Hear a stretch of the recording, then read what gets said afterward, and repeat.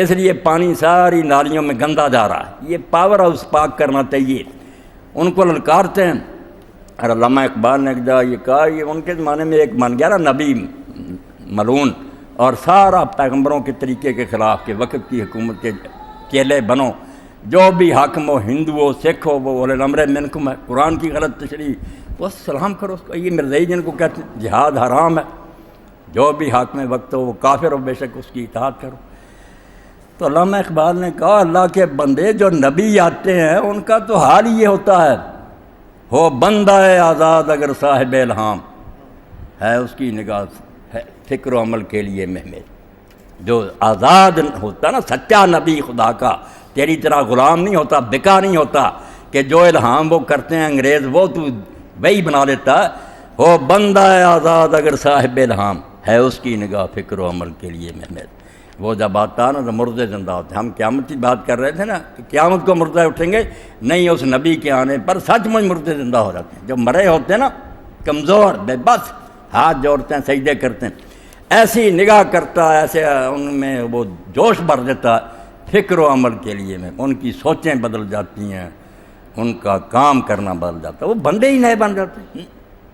یہ اس کے نفس گرم کی تاثیر ہے جس سے ہو جاتی ہے خاک چمنستاں شرر رنگیز، وہ باغ جس کی مٹی سے پہلے پھول کھلتے تھے، یعنی نرم و نازک، برے نہیں پھول، مگر یہاں مراد یہ غلام ہے جو بیچارے نرم، ہر ایک کے سامنے سلام کر رہے ہیں، ہاں، مگر کہتا اس کے نفس گرم، وہ اس کی پھونک ایسی ہوتی ہے اس سے شرر رنگیز، وہ پھر پھول نہیں اگتے، وہاں سے انگارے ہو کر، یعنی آگ لگا دیتا ہے باطل کو، ہاں، گلدستے بنا کر نہیں ظالموں کے گلے میں پہناتے، وہ لوگ پھر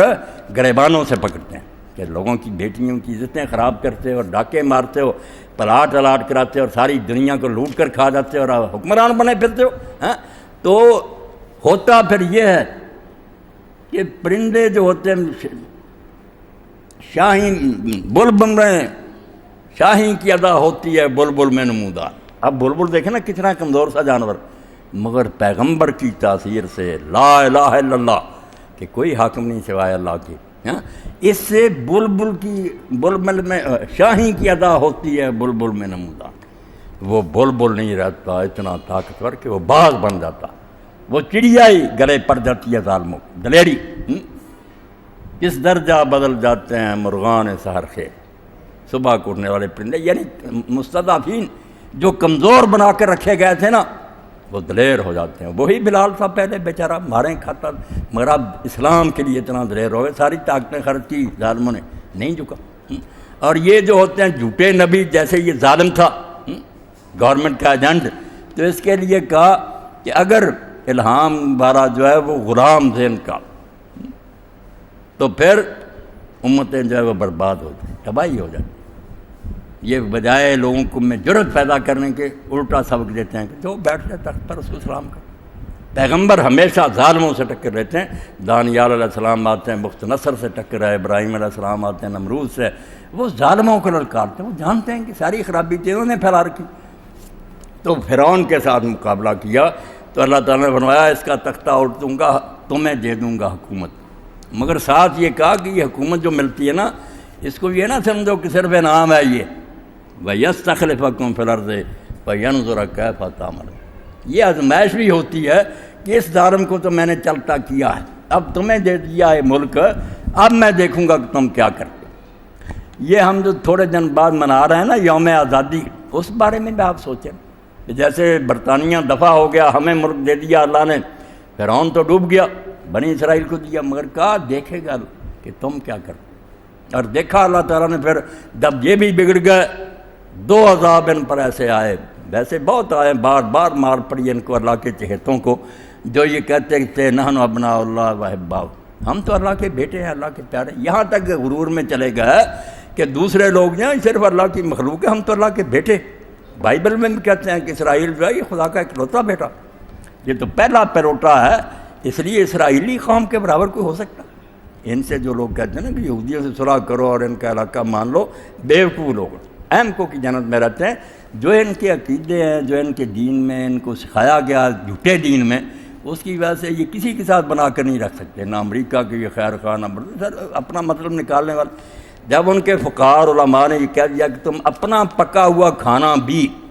اگر کسی غیر قوم کی چھت کے نیچے بیٹھ کر کھا لو، کھانا یہودی کا ہے، ہماری سے فرمایا خنزیر کھانے کے برابر، تم نے اپنا کھانا ناپاک کری، یہ ملت، یہ ساری قومیں ناپاک ہیں، کافر ہیں، بے دین ہیں، حکومت کرنے کے لیے تم پیدا ہوئے، یہ غلام ہیں سارے، وہ اسی چال پر چل رہے ہیں۔ اب سب کتاب میں ایسا ایسا نکل رہا ہے، جس طرح ان کے بڑے اکٹھے ہوئے فیصلہ کیا کہ ساری دنیا کے لوگوں کو بد اخلاق بنا دو، شرابی، زانی،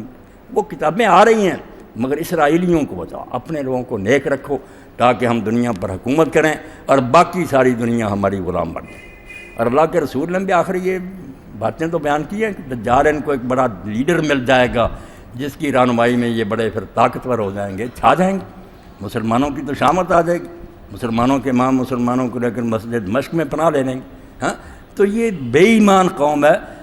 اللہ کی طرف سے پکڑیں بڑی آئی، ان کا غرور بار بار توڑا، مگر دو جو ہیں بخت نصر کا حملہ اور بعد میں ٹیٹس رومی کا، وہ تو ایسے ہیں کہ یروشلم نہیں رہا، مسجد اقصیٰ نہیں رہی، شہر ویران ہو گیا، اینٹ پر اینٹ جو تھی بچ گئی، اور کئی مدت تک یہ غلام رہے۔ تو اللہ نے کہا حکومت دے دی ہے فرعون سے چھین کر اب تم کو، مگر دیکھوں گا تم کیا کرتے ہو۔ تو یہی حال ہمارا ہوا کہ یہاں لوگوں نے چیخو پکار کی کہ یہ انگریز چھایا ہوا ہے، ہندو یار بہت ہمیں پچر رہے ہیں، ہمیں آزاد ملک چاہیے۔ اللہ تعالیٰ نے سن لی، قربانیاں دینی پڑیں، بڑی عزتیں لٹیں، جانیں گئیں، خون کے دریا بہے، سچ مچ یہ نہیں کہ لفظی، واقعی دریائے راوی اور دوسرے جو پانی کے بجائے خون کے بہتے تھے، لاشیں گلی سری آ رہی تھیں، گاڑیاں آتی تھیں، سارے لوگ کسی کے اعضاء کٹے ہوئے تھے، مرے ہوئے ہوتے تھے، ننگی عورتوں کے جلوس نکالے گئے، پیٹوں سے نکال کر بچے ان سکھوں نے نیزوں پٹ ان کو ٹانگا ہے، یہ سب کچھ ہوا۔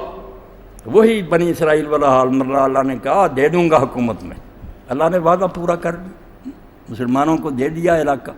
اور اس علاقہ کی اس وقت لوگوں کے دلوں میں کیا عزت، اب بھی کتابوں میں ہم پڑھتے ہیں کئی لوگ جب کٹے پھٹے جسموں کے ساتھ اس سرزمین پر پہنچے، سرحد پار کی نا، سجدوں میں گرے، آنسو بہتے تھے، وہ کہنے لگے اللہ کوئی بات نہیں، اگر ہمارا سب کو لٹ گیا ہمیں ایک آزاد ملک تو مل گیا، باقی اللہ کی بڑی نعمت۔ مگر اللہ نے جو بات اسرائیلیوں سے کہی کہ ظالم کو تو میں ہلاک کر دوں گا، تمہیں ملک دے دوں گا، مگر پھر دیکھوں گا کہ تم کیا کرو۔ اب دیکھتا رہا نا، ہم نے کوئی وعدہ پورا کیا، کسی بات میں سچے نکلے، کوئی بات نہ ہوئی کہ ہم اسلام کی ایک تجربہ گاہ چاہتے ہیں، ہم ایک ایسا ملک چاہتے ہیں کہ 1400 سال بعد ہم یہاں اسلام چلا کر لوگوں کو دکھائیں گے کہ یہ کوئی خیالی مذہب نہیں، نہ یہ پرانا ہے، یہ اس دور میں بھی سارے کام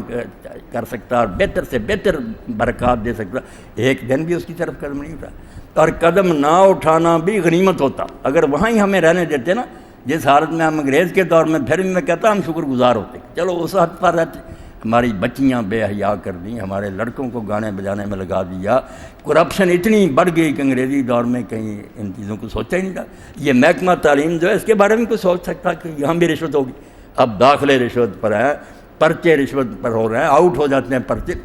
بے ایمانی کی حد کر۔ تو اللہ دیکھتا رہا، آدھا ویسے گیا ملک، آدھا اب قابو آیا ہو، کفار کے سامنے ہاتھ جوڑے ہوئے ہیں، ان سے سجدے کر رہے ہیں، منتیں سماجتیں کر رہے ہیں اپنے بچاؤ کے لیے، وہ بچاؤ بھی نہیں ہوگا، کب تک مہلت ملے گی؟ اللہ وقت نہ لائے کہ وہ رومیوں کی طرح ہم پر حملہ ہو جائے اور پھر تباہی اور بربادی ہو جائے۔ عیسیٰ علیہ السلام کو جب گرفتار کرانے کی تیاریاں کر رہے تھے نا، بدبخت لوگ کہ خبیثوں اور حرامیوں کو اپنے سردار مانتے ہیں، حکمران مانتے ہیں، اور جو نیک ہوتے ہیں، پاک، جو بہتری کی راہ، انہیں کو دشمن سمجھتے ہیں۔ اب عیسیٰ علیہ السلام کو گرفتار کرانے کے لیے علماء تول گئے، صرف ان پڑھ نہیں، عوام کو بھی برگلا لیا، بڑے بڑے باریش داڑیاں، ہاتھوں میں عصے، جبے پہنے ہوئے موسیٰ علیہ السلام کے وارث، جو دیکھتے مسواک اتنی لمبی ہونی چاہیے، ٹخنے سے کپڑے، فریسی، پوری شریعت پر عمل کرتے، وہ بھی آگے کہ یہ کافر ہے، اس کو قتل کروائیں گے۔ وقت کی حکومت کو بھی گانٹھا ساتھ۔ اب رومی جو تھے وقت کے حاکم، وہ غیر قوم تھے، ان کی زبان الگ تھی، وہ جیسے برطانیہ یہاں آیا ہوا تھا اس طرح ہی تھے، انہیں کوئی دلچسپی نہیں تھی کہ عیسیٰ کون ہے، یہ یہودی کون ہے، انہیں اپنی حکومت سے غرض۔ مگر ان لوگوں نے انہیں کہا کہ ان کو کیسے آمادہ کریں، قتل کرے عیسیٰ علیہ السلام۔